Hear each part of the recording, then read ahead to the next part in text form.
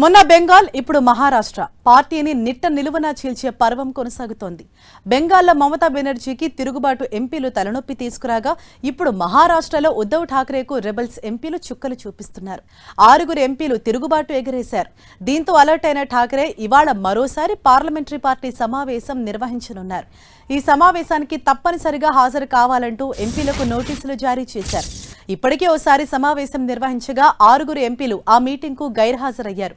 వారు శివసేన షిండే వర్గంలోకి వెళ్లనున్నట్లు తెలుస్తోంది. ఏక్నాథ్ షిండే నేతృత్వంలో 2022లో జరిగిన తిరుగుబాటు వంటి మరో చీలికను నివారించడానికి పార్టీ నాయకత్వం తీవ్రంగా ప్రయత్నిస్తోంది. తమ బలాన్ని అంచనా వేసుకోవడానికి, నష్టాన్ని అరికట్టడానికి ఎంపీలకు 3 లైన్ విప్ జారీ చేసింది. ప్రతి ఎంపీ హాజరు తప్పనిసరి అని చీఫ్ విప్ అనిల్ దేశాయ్ అన్నారు. దీని ద్వారా పార్టీ ఎలాంటి ఫిరాయింపులకైనా గట్టి వైఖరి తీసుకోబోతోందని ఆయన స్పష్టం చేశారు. మరోవైపు ఊహాగానాల మధ్య తిరుగుబాటు ఎంపీల బృందం లోక్సభ స్పీకర్తో భేటీ అయినట్లు తెలుస్తోంది. తమను ప్రత్యేక వర్గంగా గుర్తించాలంటూ స్పీకర్కు వినతిపత్రం అందజేశారు. అటు ఈ తిరుగుబాటు ఎంపీలపై సంజయ్ రౌత్ ఆగ్రహం వ్యక్తం చేశారు. పార్టీ నుంచి ఎంపీలను ప్రలోభపెట్టి దూరం చేసేందుకు ప్రయత్నాలు జరుగుతున్నాయని ఆరోపించారు.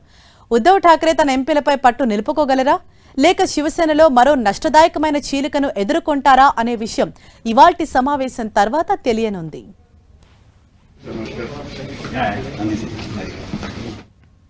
सांसद कल ज्वाइन करने जा रहे हैं। सांसद ज्वाइन करने जा रहे हैं अरविंद सावंत जी।